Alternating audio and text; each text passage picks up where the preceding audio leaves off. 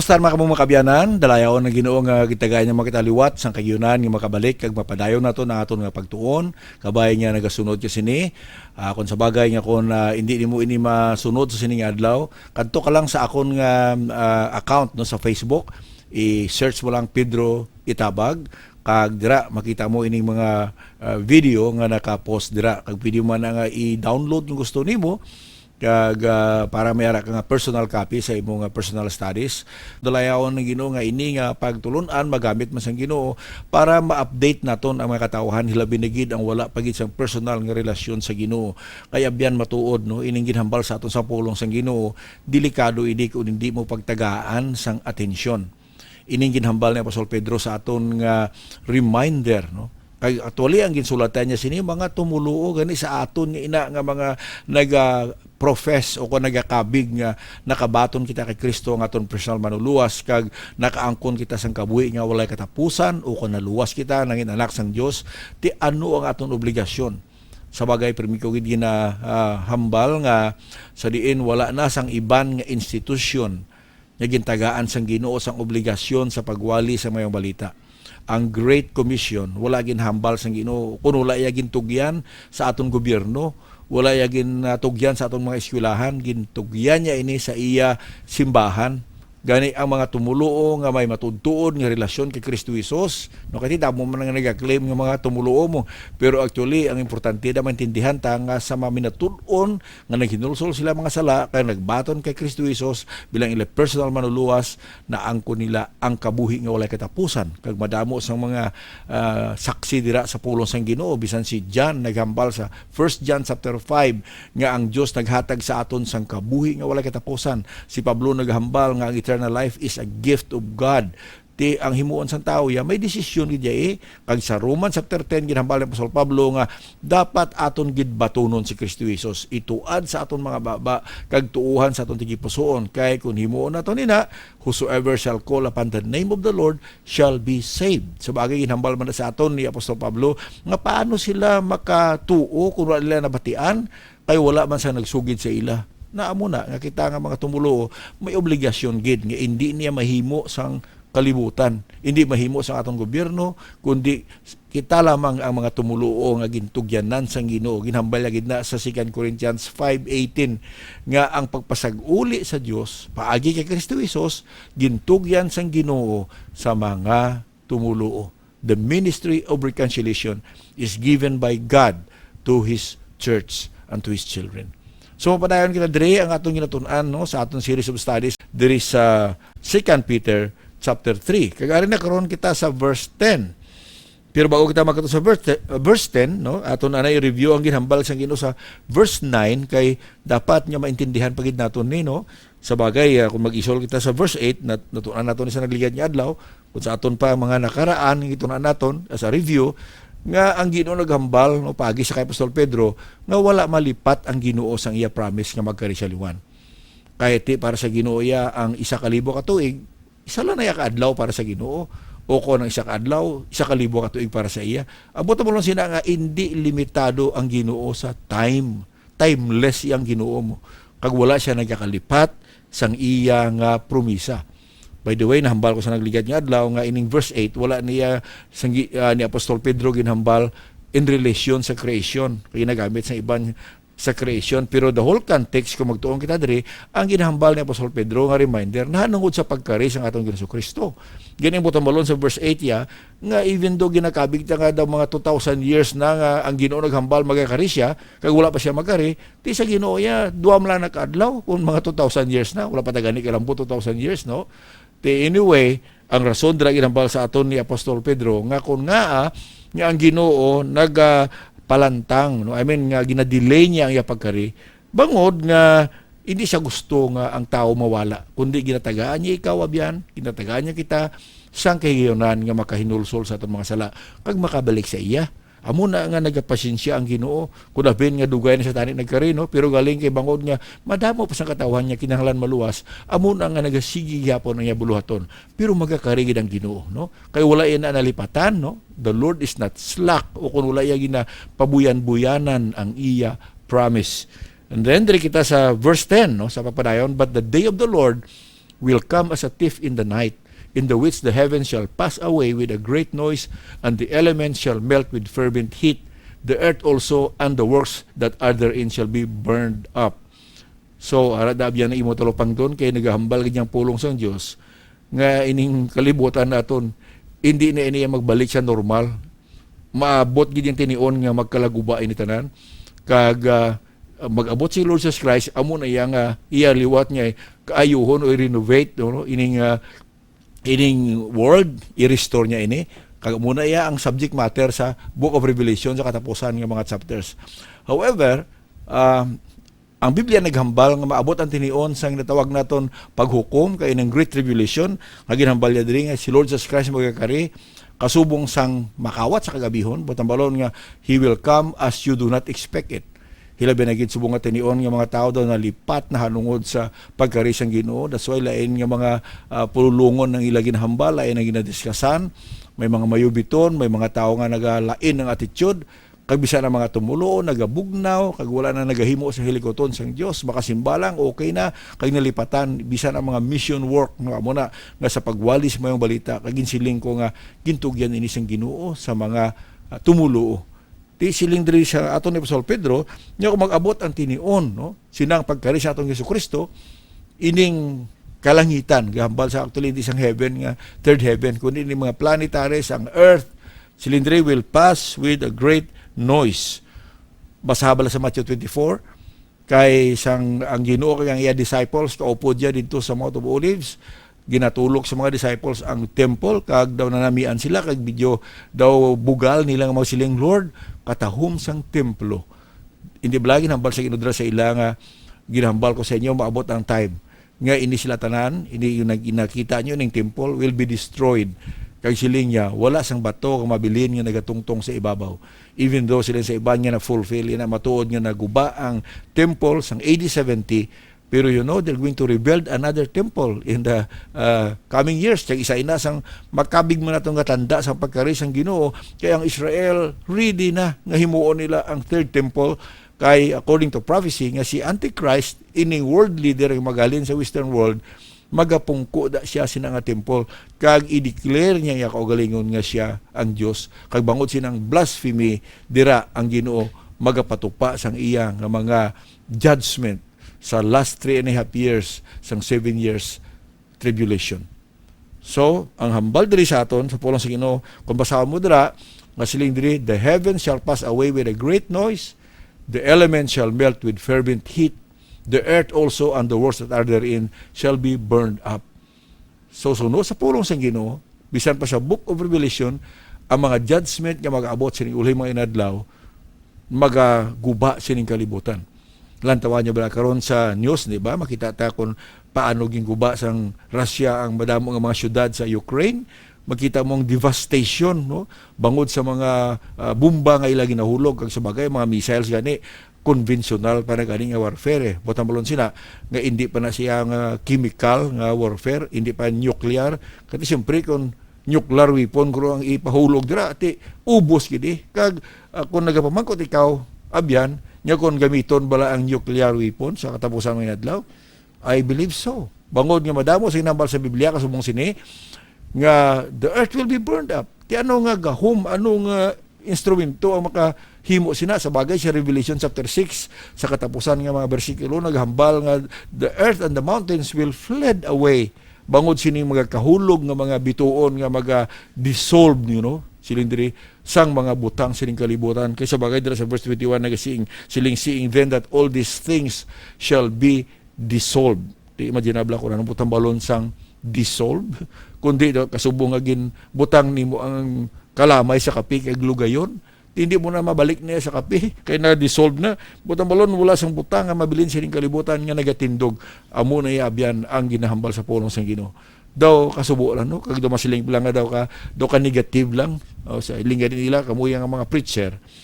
Daw ka mga negative sa inyo kay ang ginawali nyo yaya amo mga karadlukan kag nagapamahog kamo. Well, by the way, bisan pamahog mo nila ako hindi, matabo inabyan eh. Sa bagay, pasalamat kay gani nga ginapaandaman. Kasong bala no, ang ilustrasyon pero ko ginagamit bala.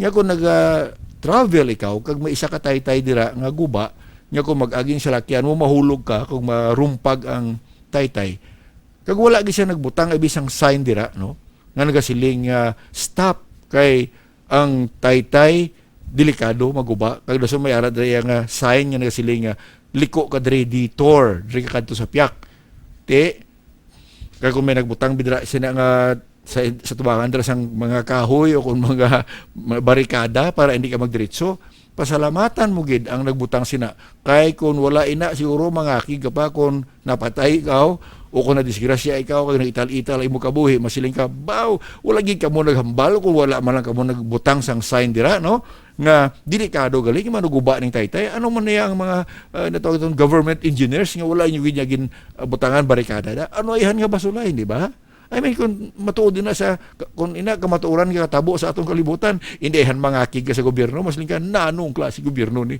Nga wala ginagawarning, nga guba galing taytay, sige lang niya pagi. Di sa bagay, way man ikakatabo, kaya nakita ta, tanan nga taytay nga repair, hindi ka gipagpasodlon, sindiri sa Bacolod, hindi ka katabok dira sa overpass, ng mga bridge nga nag-connect sa mga traffic roads, no?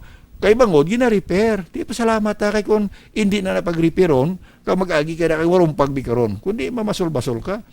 Naamo man na ang pulong sing Ginoo. Nagawarn sa aton, wala yan nagapamahog Kung ginakabig mo na abyan nga pamahog, ti ambot si imo da. Pero wala ko yaga pamahog sa imo. Nagawarn kag ang warning bangod may concern sa imo ang Ginoo kag kami may concern kami sa imo nga hindi ka mahulog kag magdaldal sa impyerno. Tapos may pilang adlaw, tuod man, kung hindi ka magpati sini, kag dito kaya magtupa sa impyerno, wala ka gid basolon, no?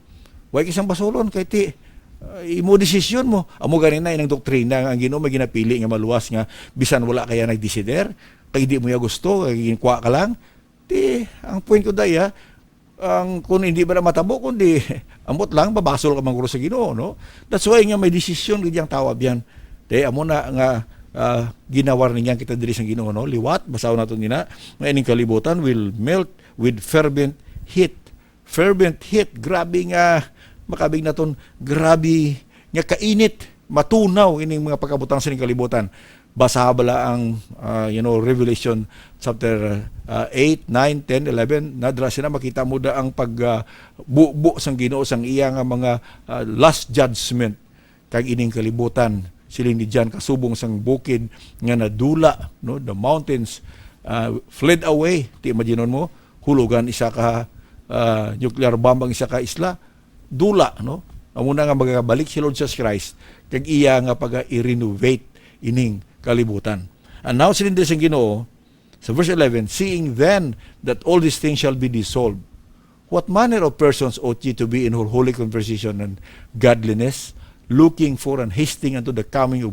the day of God, wherein the heavens being on fire shall be dissolved, and the elements shall melt with fervent heat.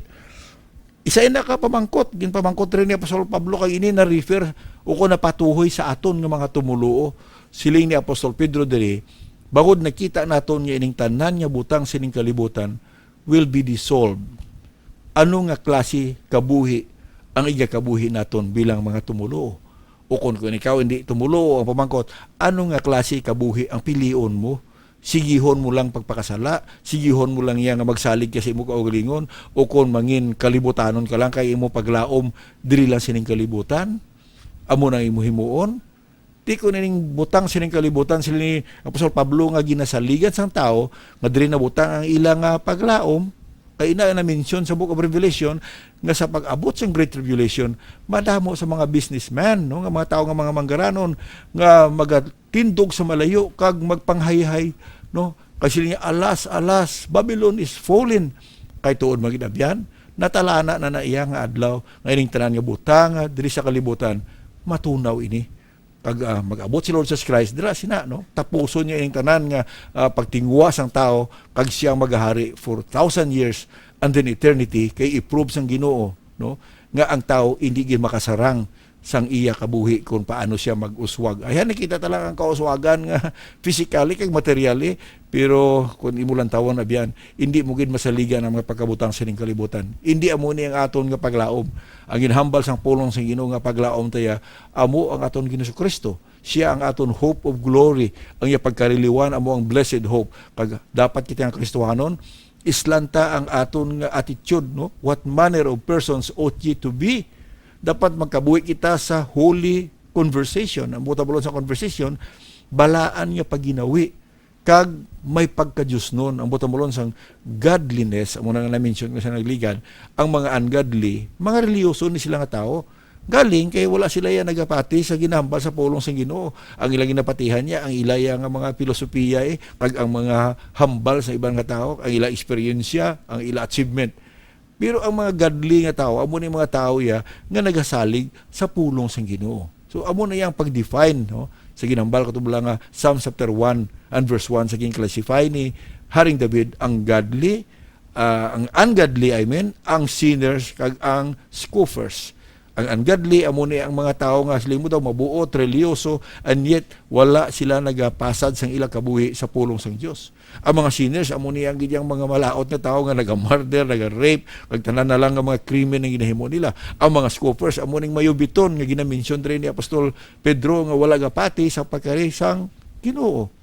So siling diri ni Peter kabay nga aton ning tawon nga samtang nagatuo kita nga tumuluo sa bagay sa tumuloon ni, no? Nga ining tanan nga butang madula, di na nga aton paglaom ano nga klase kabuhi ay kabuhi ta karon. That's why sila nga looking for and hasting unto the coming of the day of God, wherein the heavens being on fire shall be dissolved, and the elements shall melt with fervent heat. And then sa verse 13, katawang sining ginhambal ni Apostol Pedro, nevertheless, we according to his promise, look for new heavens and new earth, wherein dwelleth righteousness. Pasalamat ta sa Ginoo sining nevertheless no? Sa pihak sinitanan. Amo na nga kung wala ka Kristo sa imo kabuhi, wala kaya nevertheless. Nga wala ka hope mo, wala ka paglaom.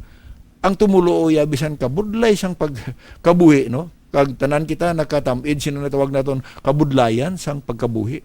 And yet may nevertheless kita May nasiling nga sa pihak sinitanan. Bisan magkalatunaw ining kalibutan, ka magkaladula ining aton nga ginasaligan sa material nga mga bagay, and yet may ginatulok kita nga promisa sang Ginoo. According to his promise, we are looking for new heavens and new earth, nga diraya naga-star, no? Ang natawag nga pagkamatarong.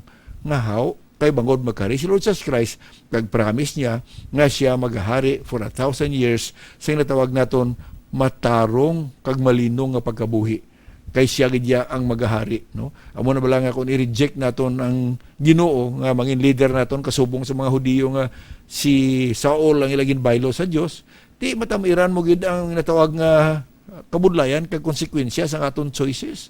Abyan kabalo ka nga ang aton choice bisan kitagaan kita sang Ginoo sang free will or choice. I believe that kung hindi ka magpatiya ti imo niya panguna-una, pero ang Ginoo naghatag sa tao sang natawag nga choices.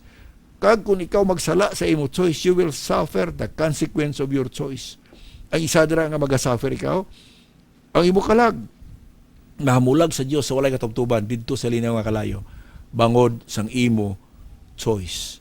So I pray that this time, no, sininga tinion samtang ka pamati ikaw, kabay nga pamatian mo mayo ning mensahe kay ang Ginoo, liwat no ginambalidra, hindi gid siya gusto nga mawala ka. Verse 9, the Lord is not slack concerning his promise. Ang mga tao malipat sila sa ilang promisa, pero ang Ginoo yan nagapasensya gid sa aton. Kay hindi gid siya gusto nga may tao nga mawala sa impyerno, kundi ang tanan makadangat sa paghinulsol. Amo na nga ang John 3:16, di ba? For God so loved the world that he gave his only begotten Son, that whosoever believes in him should not perish.